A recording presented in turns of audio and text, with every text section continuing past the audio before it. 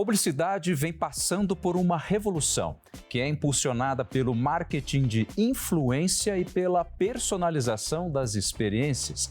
Nesse cenário, o Publicis Group Brasil vem se destacando como um dos principais nomes do segmento, conectando marcas, dados e criatividade. Para falar sobre esses e outros assuntos, o JR Trade recebe hoje a Gabriela Onofre, que é CEO do Publicis.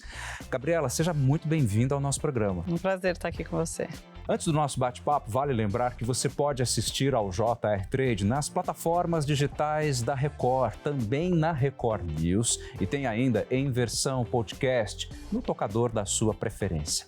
Gabriela, me explica uma coisa. Você assumiu a liderança do Publicis Group num momento de transformação. E eu acredito que essa palavra transformação, ela acabe combinando também com desafio. Como é que foi isso? Perfeito.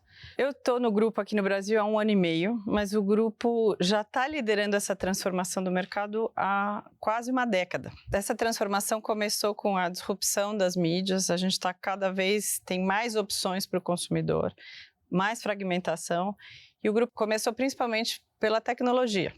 Então, há 8 anos atrás, a gente comprou a Sapient, que é uma empresa de consultoria de tecnologia.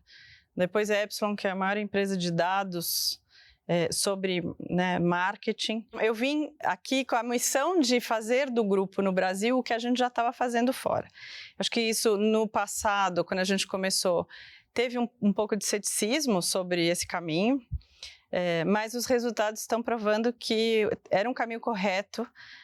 A gente está preparado para essa comunicação de agora e a do futuro. Vocês se consolidaram como a maior holding de comunicação do mundo. Como é que isso impacta nas operações no Brasil?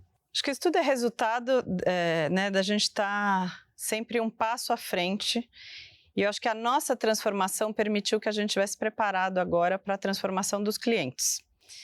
Então, chegar a ser a maior holding de comunicação, eu sempre digo que... E eu vim de cliente, né? Eu digo que isso a gente é maior porque os clientes estão nos preferindo. Então, é muito bom estar nessa posição. Isso significa que o nosso serviço e que os nossos produtos estão no lugar certo.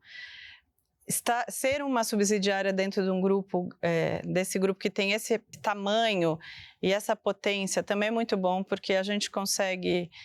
atender bem os clientes, sejam eles globais ou locais. Ser a maior grupo hoje também faz com que a gente tenha uma atração de talentos muito boa. No fim, nós somos um business de serviço. Todo business é feito de pessoas, mas o nosso business é um business de serviço. Então, acho que a gente consegue ter os melhores talentos. Todo mundo quer jogar no time que está ganhando, né? Com certeza.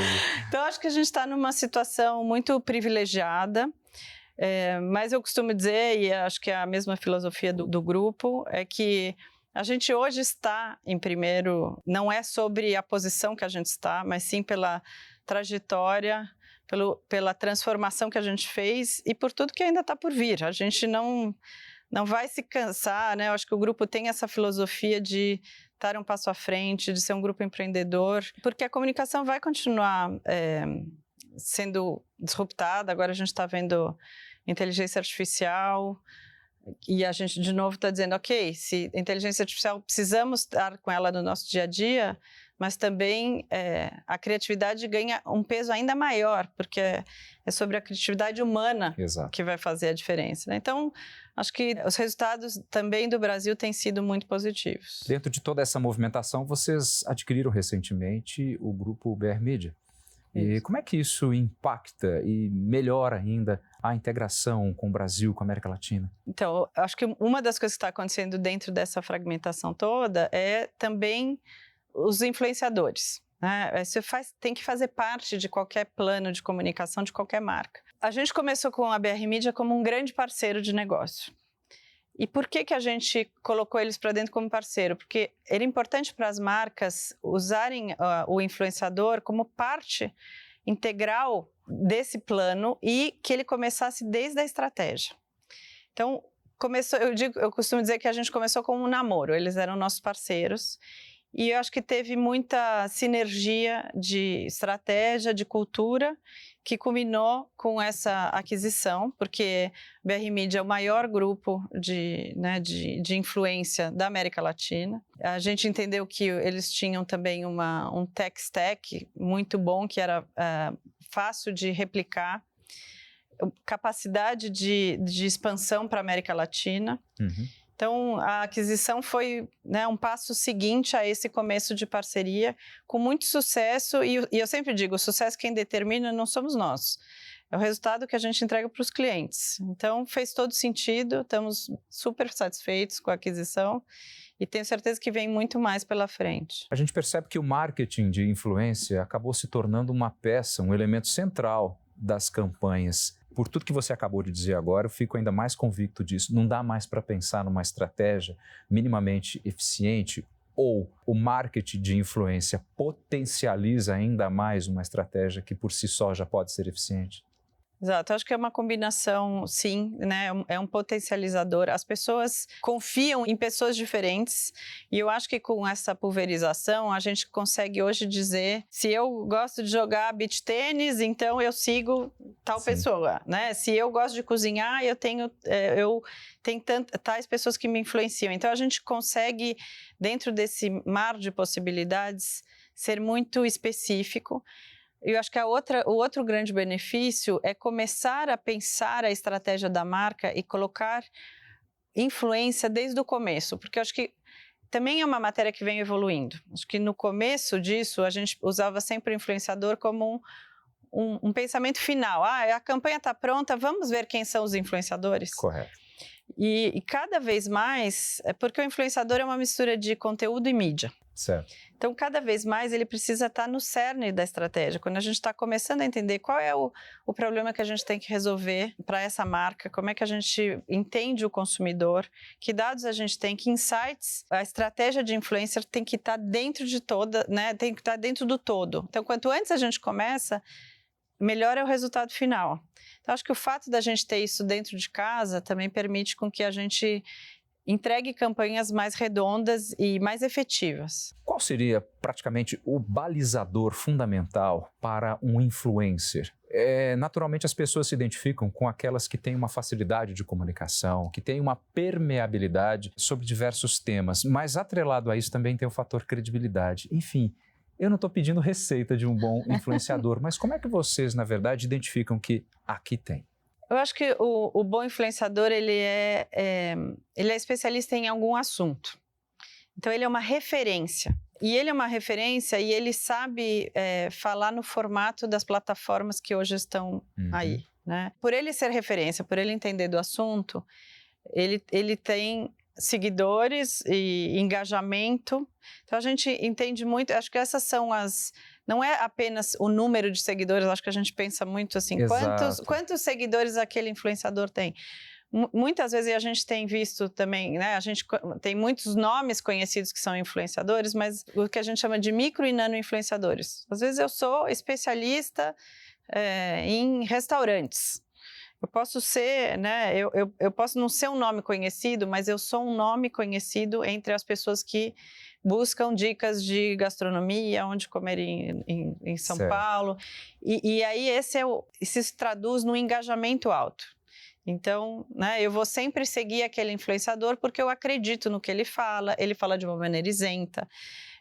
As dicas que ele dá ou que ele me traz, me constrói. Então, cada vez mais, mas são muitos assuntos. Então, por isso que a gente, no fim, a agência ajuda as marcas a entender como escolher né, quem é o influenciador correto, como ele se comporta nas redes, se isso tem a ver com o que você como marca significa, qual é o tipo de engajamento que ele tem, com que frequência, em que mídias sociais ele fala, qual é o formato. Tem gente que, né, é melhor de TikTok, tem gente que é melhor de Instagram, tem youtubers, enfim. São formatos variados, Spotify, o cara pode ser um bom podcaster. Então, acho que hoje em dia tem muitos formatos diferentes. Então, não necessariamente o influenciador que é bom de um... Né? Claro, acho que cada vez mais os influenciadores tentam estar em todas as plataformas, porque são canais de distribuição. Claro. Mas a gente olha tudo isso e acho que a coluna vertebral é entender os dados por trás e sempre a nossa responsabilidade é entregar conteúdo e resultado para a marca. Bom, além da influência dos influenciadores, nós temos também os investimentos em mídia, em e-commerce, que, pela sua conectividade, também tem demonstrado um nível de eficiência, de produtividade. Como é que essa integração agiliza e como é que isso compõe o trabalho de vocês? Acho que o e-commerce está ganhando um protagonismo muito forte. Porque onde a gente está comprando, e eu acho, a gente sempre falou do funil do marketing, né? Que era o conhecimento, a consideração e a conversão. Acho que o que está acontecendo hoje em dia é que essas coisas estão mais misturadas. Você pode estar fazendo uma compra num site ou num aplicativo e descobrir uma marca. Ou você está vendo um programa e pode ali comprar, né? E isso vai acontecer cada vez mais rápido. Eu tive na China recentemente, onde o e-commerce também explodiu, mas o social commerce é uma coisa recente, tem 2, 3 anos, já é 30% do commerce todo, né, da China. Isso vai acontecer aqui também. Então, a gente vai estar cada vez mais, a gente não vai mais sair de onde a gente está vendo o conteúdo ou a campanha ou a propaganda para poder fazer a compra. Está tudo ali. Cada vez mais você vai estar vendo um programa e você vai ser capaz de comprar. Estou fazendo um curso ali pela internet e tem outra coisa piscando. Isso, mais ou menos assim. Ou você, estou numa rede social, estou no TikTok, estou no Instagram, vou poder comprar. Estou vendo um programa na televisão, e essas coisas vão ser cada vez mais frequentes. E ao mesmo tempo você está numa plataforma de marketplace e você está descobrindo outras marcas que não necessariamente é a que você está comprando. Então, a gente vê, o que a gente chama de retail media está crescendo muito e é um dos grandes crescimentos aí da publicidade. E é isso, nós temos que estar prontos para ser capazes de oferecer isso para as marcas, experimentar. TikTok Shop vai começar agora no Brasil, né? O Grupo Publicis está preparado para os primeiros setores em que eles vão entrar. E é isso, acho que as marcas têm que seguir experimentando porque o mundo vai continuar se transformando. Dentro dessas transformações, é inerente a presença da inteligência artificial em todos os setores. A gente praticamente já não consegue ver mais nada onde a inteligência artificial minimamente não atua. Como é que o Publicis lida com isso em termos de criatividade, enfim, em termos de eficiência? Como é que é? Eu acho que é isso, está no nosso dia a dia e a gente usa para várias coisas, né? Acho que para eficiência de mídia, para processos repetitivos.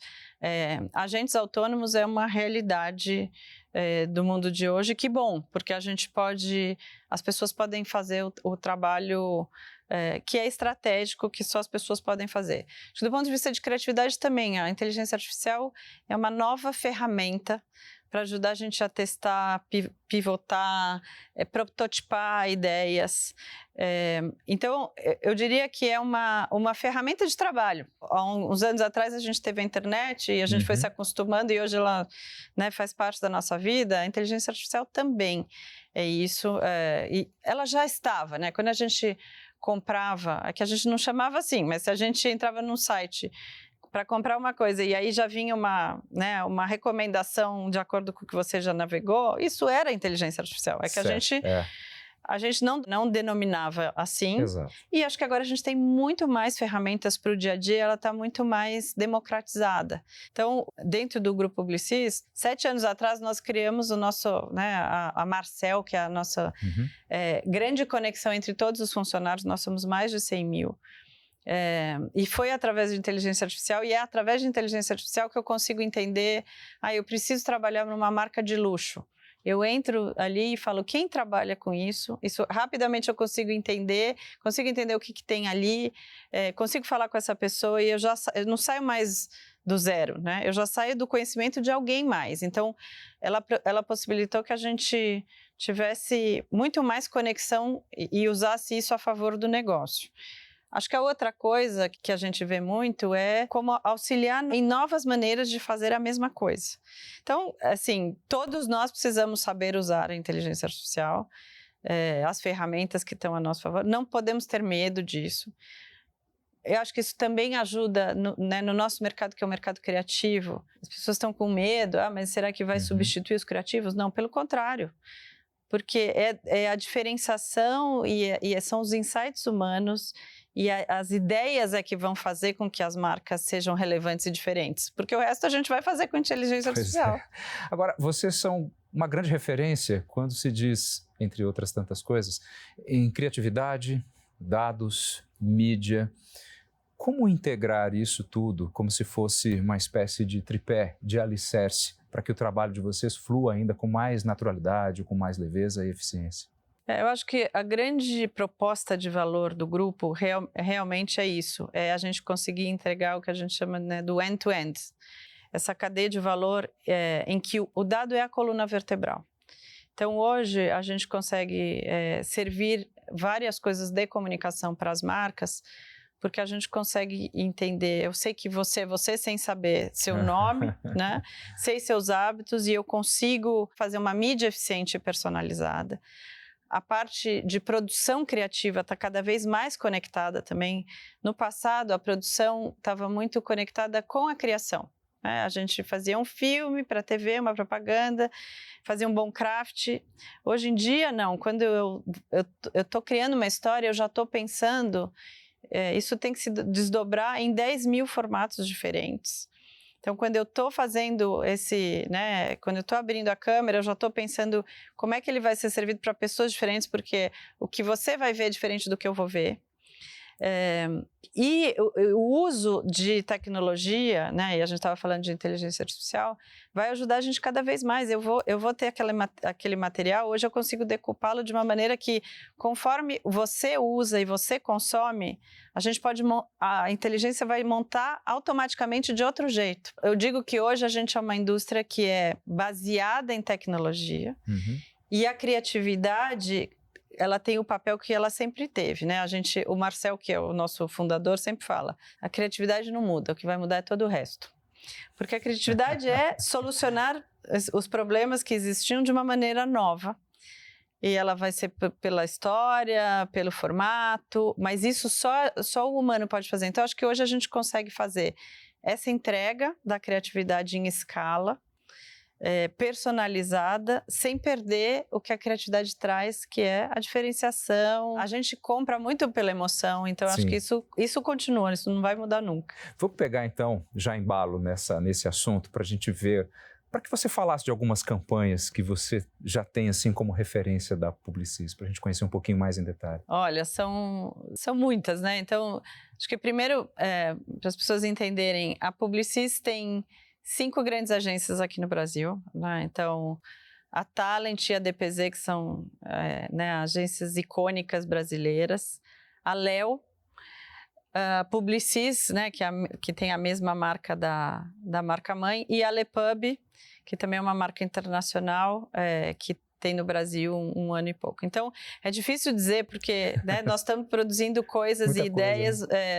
Então, assim, recentemente, só desse mês ou dessa semana, por isso que eu digo que o insight é super importante, conhecer o humano. A gente tem uma campanha que saiu agora para Friskies, né, que é ração para gatos, que é maravilhosa, que é uma campanha para CRM, que são os gatinhos passando em cima do computador e digitando várias coisas, e com aquilo você pode ganhar um desconto para comprar Friskies. Eu tenho gato. E eu falei, gente, é exatamente isso. E aí a Friskies trouxe pra gente dizendo, sabe que o gato, quando tá andando no seu computador, é porque tem várias coisas, mas uma delas é porque ele tá com fome. A gente tem uma outra campanha que é Fiat, acabamos de resgatar a canção da Madonna de Like a Virgin para lançar um novo carro. Acho que tem infinitas campanhas, a gente usa muito, agora para o Banco Inter, nós usamos muito do humor. Então, eu acho que é muito sobre como é que a gente mistura esse insight humano com a emoção, e cada vez a gente vai entregar de um jeito diferente, depende do que a marca precisa, como é que ela vai se diferenciar. E, naturalmente, isso acaba tendo um reconhecimento, além do público, direto ou indiretamente, também tem as premiações. Que você já destaca alguns prêmios importantes na carreira. Olha, recentemente, né, se a gente olhar o ano passado, a Lepub, que eu digo que essa, né, nossa agência mais jovem, ficou entre as 5 agências mais criativas do Brasil. O grupo também foi reconhecido, né, como o grupo de comunicação do ano no MMA, né, que é no Mobile Advertising. Então, assim, para a gente é um reconhecimento público de tudo isso que a gente está fazendo, né? Hoje nós temos mais de 60 clientes de todos os setores diferentes. E eu acho que cada vez mais os clientes entendem, né, a importância da criatividade como diferencial, mas também a importância de ter as coisas conectadas. Eu costumo dizer que construção de marca é como a gente vai colocando uma moedinha no cofrinho. Se a gente for consistente, se a gente colocar uma moeda em cada cofrinho, a gente nunca vai encher o cofrinho. Então, marca é consistência, é tempo, é diferenciação. E cada vez mais, por causa da fragmentação, você precisa estar integrado, o dado ajuda a integrar, a estratégia ajuda a integrar. Então, acho que a gente está vendo muito que a proposta de valor do grupo, que é esse trabalho integrado com a criatividade como diferencial, está fazendo uma grande diferença para as marcas. Então, é por isso que a gente começou no nosso papo, né, dizendo sobre o nosso crescimento. Então, o nosso crescimento é de novos clientes, mas também é muito de crescimento orgânico. Muito do que os clientes estão procurando nesse mundo fragmentado é essa integração que o grupo cada vez mais é possível fazer com diferentes disciplinas, o que traz um resultado para a marca consistente. Então, acho que a gente também se preocupa muito na entrega do resultado e entender o que está fazendo o ponteiro mexer, porque no fim é isso, a gente continua no mesmo negócio de sempre, a gente tem que encontrar compradores para as nossas marcas vendedoras. O que mudou é o como. Agora, Gabriela, não se chega a ser CEO de uma companhia, sobretudo do porte da Publicis, do dia para a noite, tampouco à toa. Gostaria de conhecer um pouco sobre a sua carreira. Bom, eu sou engenheira de formação. Engenheira de formação. Eu acho que é bom agora no Qual mundo engenharia? dos dados. Eu fiz engenharia de alimentos no Unicamp. Olha só. Mas nunca exerci a engenharia, apesar da engenharia nunca ter saído de mim.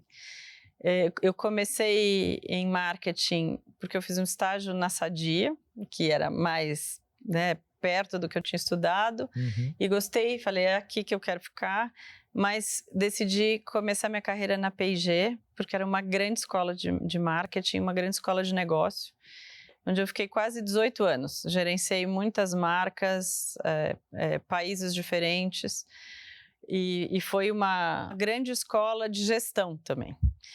Saí da P&G e fui liderar um negócio global na Johnson & Johnson, e aí tive a possibilidade também de liderar países diferentes para, né, a mesma categoria, mas teve um momento que eu falei, tá, eu já entendo da indústria, eu já entendo de bens de consumo, só que o mercado está sendo muito disruptado e muito rápido pela tecnologia, e eu sentia que eu ia envelhecer se eu não fizesse pular para o barco da tecnologia, se eu não pulasse para esse barco da tecnologia. E eu resolvi pivotar minha própria carreira e fui para uma startup de tech que estava começando a escalar, que se chama Único. Eu peguei no comecinho ainda e fiquei lá por 4 anos. A gente escalou, virou um dos unicórnios do Brasil e continua crescendo. É uma empresa que faz identidade digital através do reconhecimento facial e que te protege, né, como pessoa física de várias coisas, de fraudes então um assunto super relevante hoje. Mas eu estava lá, sou ainda sócia da Único e o grupo me ligou e falou, olha, temos um desafio, como você falou no começo, né, do nosso papo, para fazer a transformação do grupo aqui no Brasil, como a gente já fez em vários países. E eu vi isso, vi uma cultura empreendedora, vi o dado como coluna vertebral de tudo que a gente estava fazendo, a tecnologia como um grande facilitador da comunicação e da criatividade. E eu falei, então, por que não? É agora. E eu acho que a gente está num momento muito interessante da comunicação e o grupo está liderando essa transformação. Então, eu estou privilegiada, né? Sou uma privilegiada de estar aqui. Com base nisso, como que você vê o perfil do profissional atual? Como é que é essa pessoa em termos de formação, percepção, repertório? Acho que a formação, hoje acho que a gente vai ser e vai ter várias profissões ao longo da carreira. Você vê, eu sou engenheira e estou na comunicação. Pois é, exato. Eu acho que o que é muito importante é a gente valorizar a curiosidade, a aprendizagem, porque o que a gente sabia ontem talvez não seja mais suficiente hoje. Então, acho que as pessoas precisam ser curiosas, entender o que está acontecendo, o que está acontecendo no mundo, como é que essas coisas se conectam. Ter uma atitude empreendedora onde quer que você esteja, você seja, né, empregado ou dono do seu próprio nariz. Eu acho que a atitude empreendedora é super importante, porque ela significa que você se importa, que o seu cliente está em primeiro lugar, que você está testando e aprendendo. Acho que a passagem por tecnologia me deu muitas coisas, me deu muitas ferramentas, e uma delas é sobre isso. Acho que a gente nunca está pronto.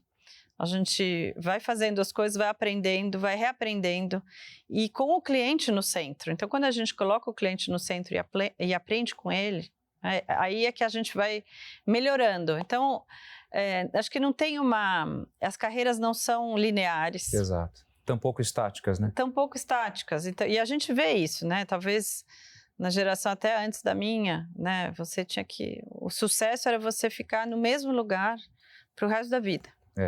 E eu acho que eu fiquei muito tempo, por exemplo, na P&G, porque eu mudei muito de emprego dentro da própria companhia.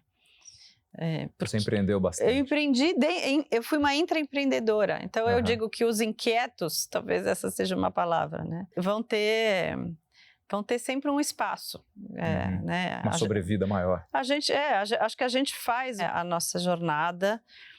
Não espere que a companhia faça por você, mas não deixe de ser curioso, de aprender. Pegando esse caminho que você acabou de deixar aberto, eu queria entender um pouco mais a sua visão. Como é que nós podemos entender a sua visão da Gabriela Onofre, CEO da Publicis Group Brasil, em relação às tendências, os caminhos da publicidade e do marketing para 2025? Primeiro, o caminho da personalização, ele não tem volta, né? Eu acho que a gente está vendo isso de várias maneiras, e hoje o grupo está pronto para poder oferecer isso para as nossas marcas. Acho que tem muito do que a gente falou, né? Onde a gente vai se informar e onde a gente vai comprar vão estar cada vez mais misturados. Então, o funil vai ser, né, não vai ser mais funil, e o e-commerce está ganhando uma relevância. Isso também tem implicações dentro das empresas, né? Normalmente, o marketing está separado da venda e está separado da tecnologia. As empresas também estão tendo que se reorganizar, porque a gente não consegue fazer mais nada sem dados, sem ter uma tecnologia forte, e o consumidor vai estar cada vez mais descobrindo marcas através do consumo, consumindo quando descobre. Então, essa é uma tendência forte. A gente falou de social commerce aqui, essa acho que é uma tendência forte. A gente está vendo várias outras coisas. Então, o consumo de conteúdo, como a gente está fazendo aqui, você mesmo falou, você pode consumir em diversos lugares. E é isso vai ser cada vez mais uma tendência, porque isso tem a ver com a personalização. Saindo daqui no carro, voltando para casa, eu quero ouvir alguma coisa. Então, isso a gente está vendo, e os formatos vão mudando, né? Se hoje o podcast tem ganho cada vez mais relevância, mas também os vídeos rápidos, enfim, acho que vão se multiplicar os formatos, isso não vai diminuir. Gabriela Onofre, muitíssimo obrigado pelas suas informações, pela sua presença aqui no nosso programa. Foi um prazer conversar com você. Prazer foi meu, obrigada. Essa e outras entrevistas do JR Trade você encontra nas plataformas digitais da Record. Tem também a versão em podcast que você pode acessar no tocador da sua preferência. Muitíssimo obrigado pela sua companhia e até o próximo programa.